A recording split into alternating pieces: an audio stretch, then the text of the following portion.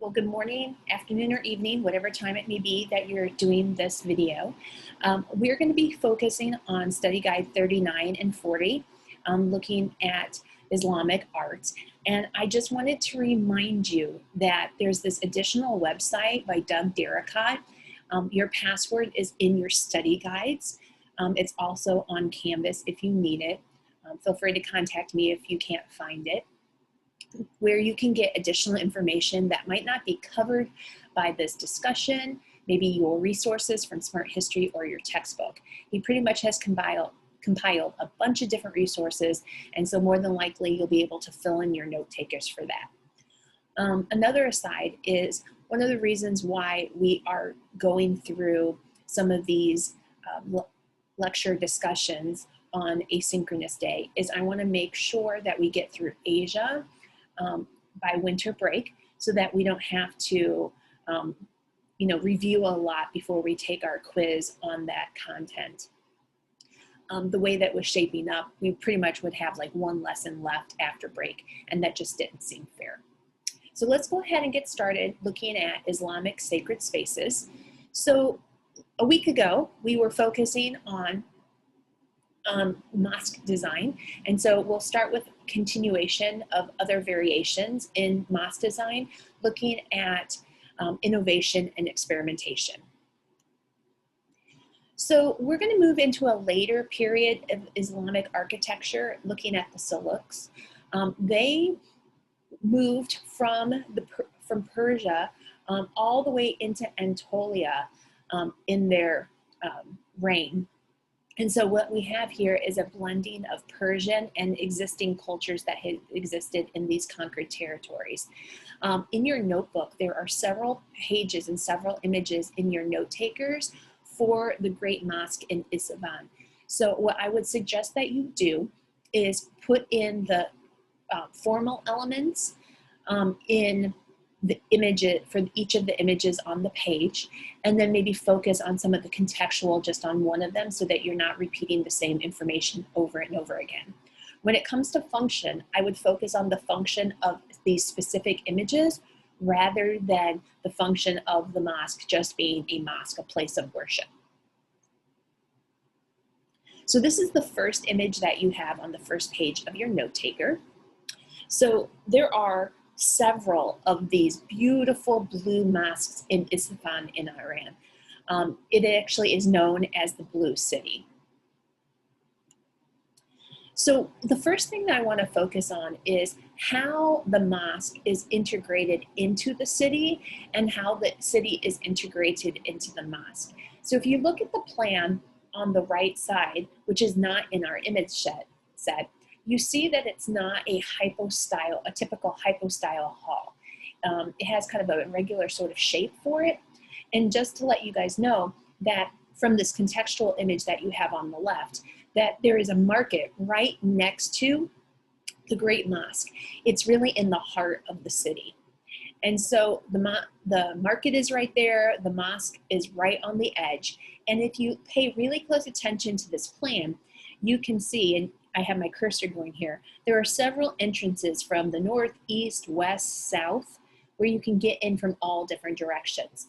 People will walk through this mosque, not during times of prayer, but on other times. They'll walk through it to get to the other side of the city. So this is a part of everyone's everyday life. And then of course, you would pray 5 times a day. And so it really is something that you can see and hear in the hustle bustle of this congested city. You can hear the muezzin calls 5 times a day. So let's look at what makes a 4 Iwan mosque different from our basic hypostyle hall. So if you remember, the hypostyle hall that we have at the Mosque of Cordoba has a qibla wall on the end, right, with a mihrab niche that directs you towards Mecca. And then of course at Cordoba, that is at Damascus. And then what we have is a series of columns that hold up a roof that are directional towards that qibla wall. So everyone is facing in the same sort of direction.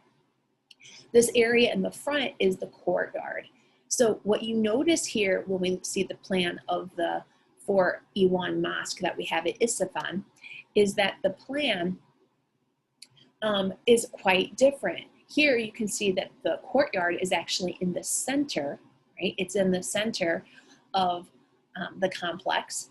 And then let's see if we can identify some of the other parts. So this is the plan. Feel free to take notes in your study guides on this, or maybe make an additional note in your note taker if you have some extra space. So you can see that there's a variation here. Instead of having a qibla wall, we have a qibla Iwan. So that is what we have here that is in this red sort of rectangle. The Iwan is right here, or the qibla Iwan is right here with these really thick sort of 4 or 5 walls. And then there is a dome in the back of it that denotes where the niche is to point towards Mecca. On either side of that Iwan, and if we go back to that aerial, you'll see that there are 2 minarets there to kind of mark where that is. And then we have a courtyard in the middle. And in the middle there, we have fountains where people can sit around and kind of get away from the hustle and bustle of the city. And then there are 4 other Iwans in the cardinal directions here. The whole complex has a series of rooms that is very similar to a hypostyle wall or a hypostyle hall, but you'll see that some of the rooms are configured in different ways. Part of this complex not only has places for one to pray, but it also has places like hostels. So people can stay there if they are sleeping over on their pilgrimage, as places to share meals, and other places to learn. So this is really, truly more than just a place of worship. It is a place for community. One of the other reasons why it's such an integral part in everyday society for the people who live here, and then the people who come here on their religious pilgrimages. So here's a contextual image of the courtyard that you have on another page, and you can see that this is a wonderful place to get away from the congestion of the markets and the city on the outskirts of the mosque. It's a place for people to meet. It's very tranquil. Here we have actually people drawing in the courtyard, and it has a fountain there for purification and cleansing of oneself. There's also a muezzin stage out here where you can hear the calls to prayer.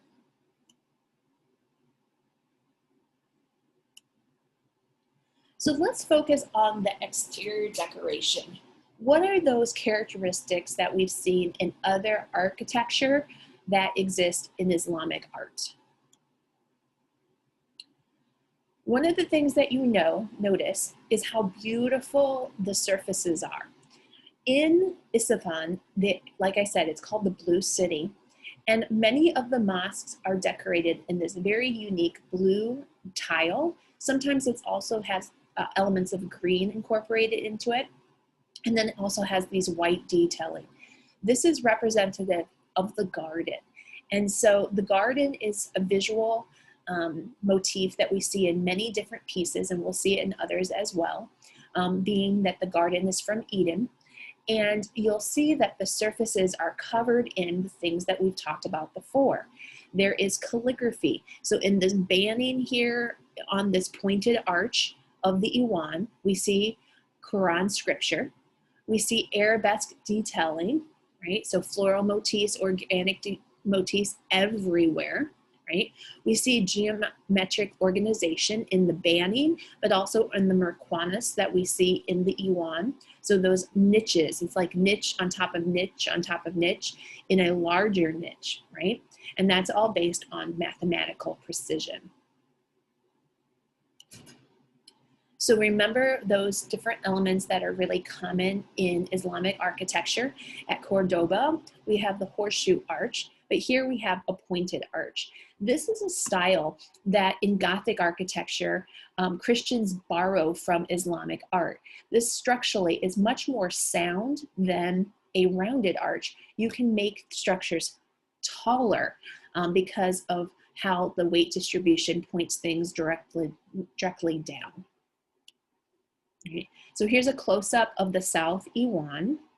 You can see all that Merquanis detail. You can also get a really good close-up of all that vegetation and calligraphy. You see calligraphy in these medallions, right?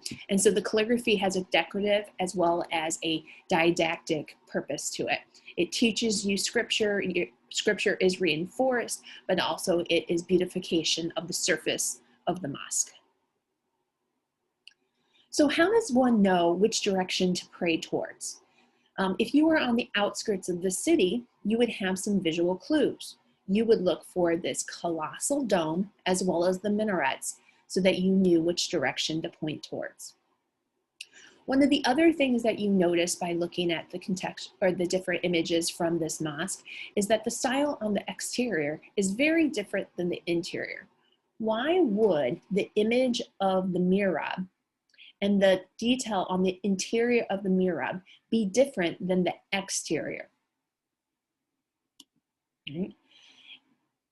It is transforming this sacred space, you know, the most sacred of spaces inside this mosque. This is the directional point. And notice that the mihrab is rather small, right? It's not very big at all. It's very simple, it's very austere. It has stucco carving on the interior, which is a regional style in this part of Iran. And it really is supposed to kind of mark that it is significantly different from the outside. It's very austere, it's very serious. You can see here that there is these sort of raised sort of throne areas. This is places where the ruler as well as the imam can preach from for different ceremonies.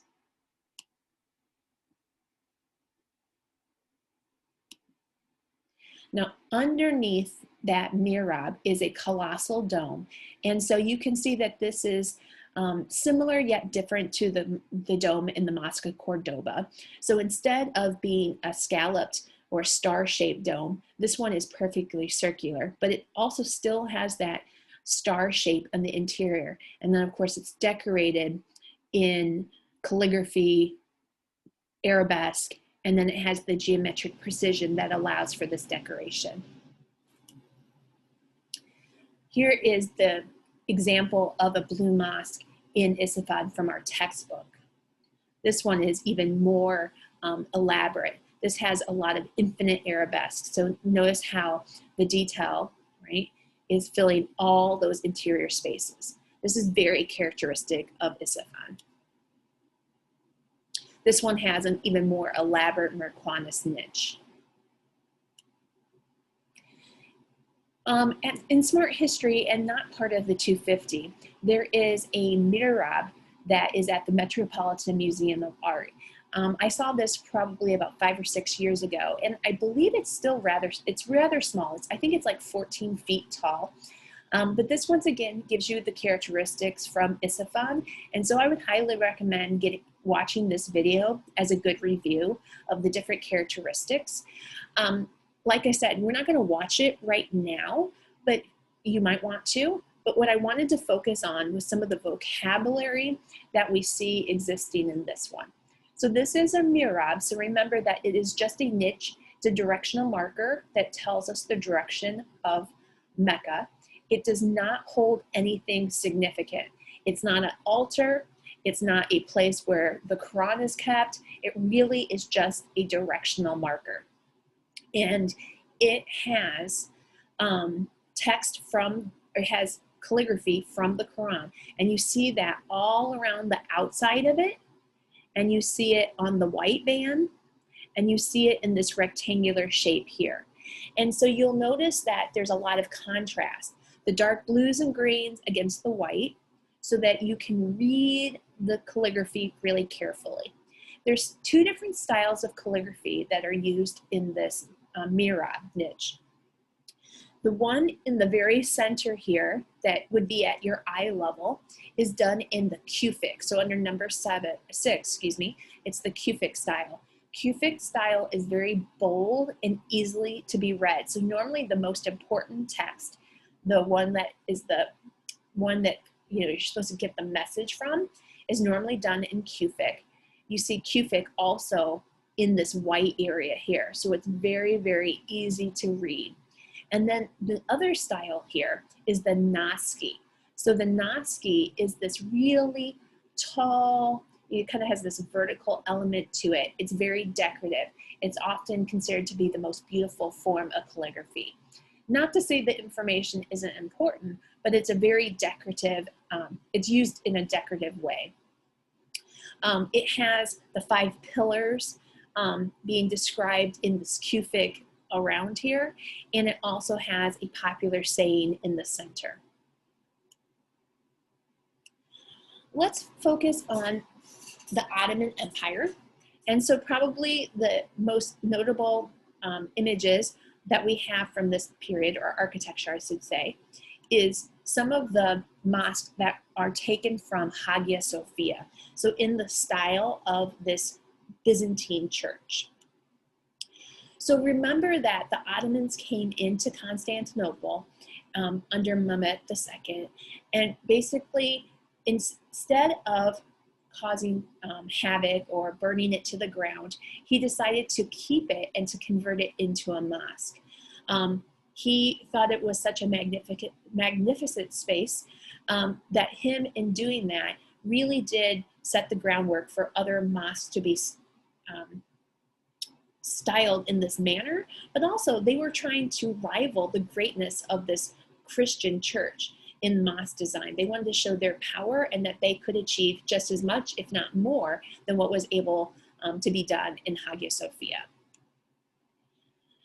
So they treated it with honor. They left a lot of the imagery that we see today alone. They left some of the mosaics intact. And of course, part of that is what we had talked about before, is that it's not that they don't believe in certain Christian characters. They are still revered in Islam.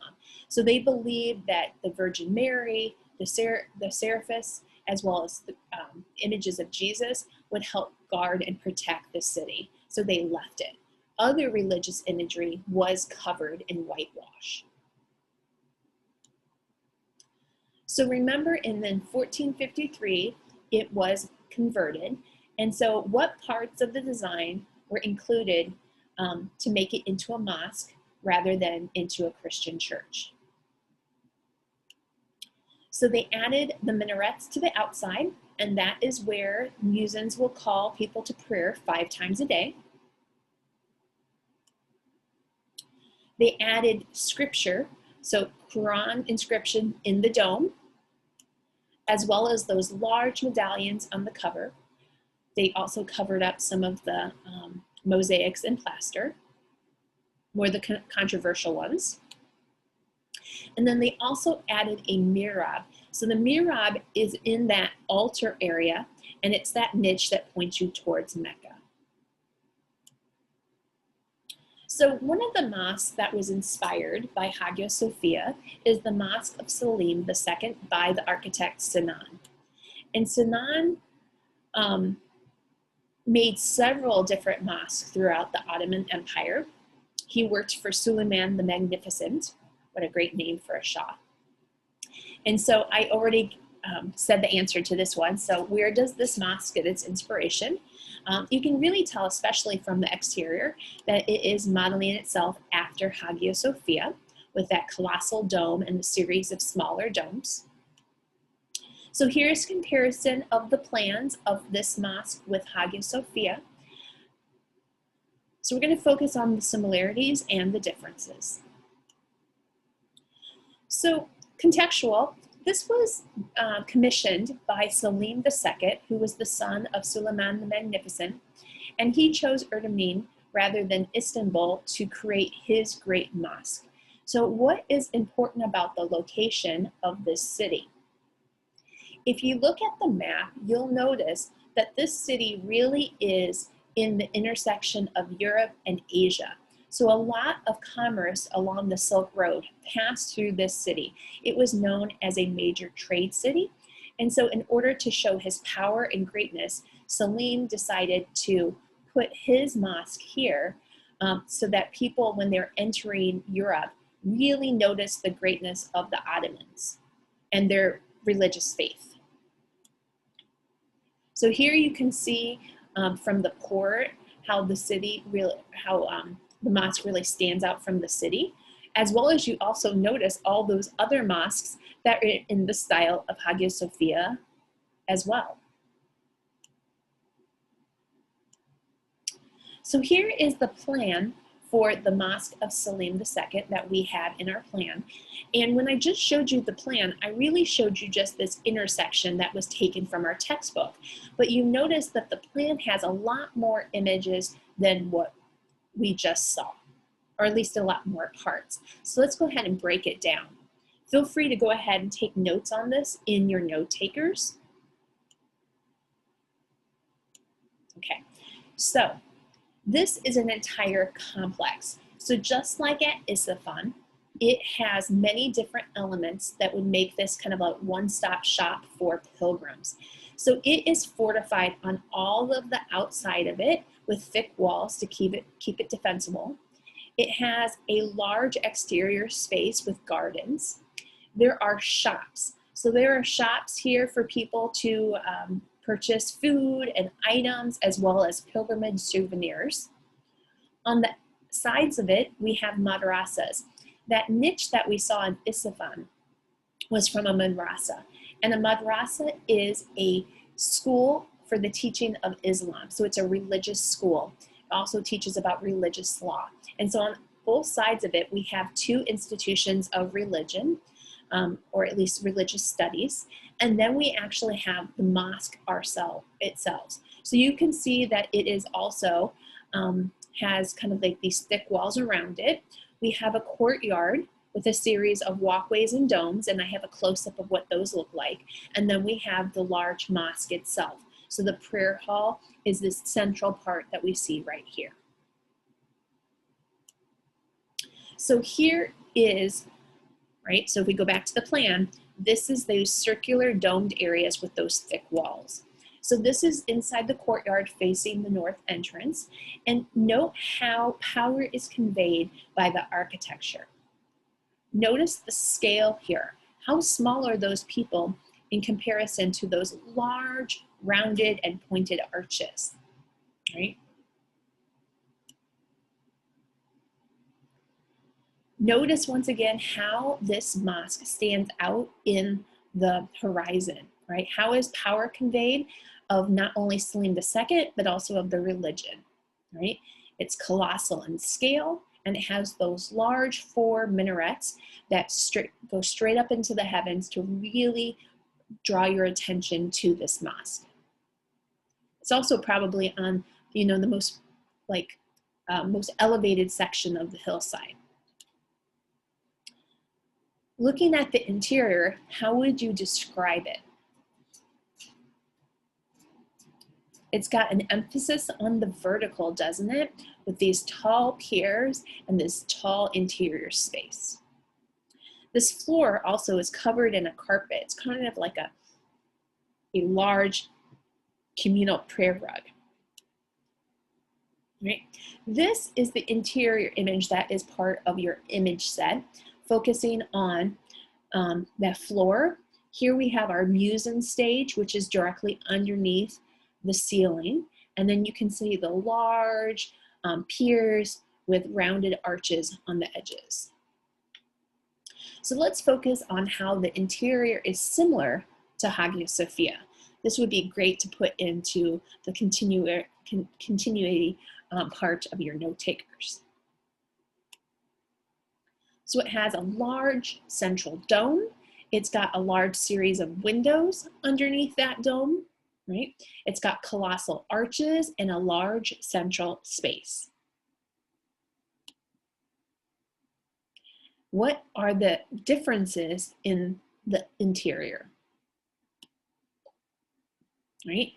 It's got brightly colored tiles instead of mosaics, right? It has a round central space rather than directional. Remember that Hagia Sophia was it had a round dome, but the interior space was directional so that they could have processionals. Here instead, it has a large square with a circle. So it creates a really round prayer center or prayer space.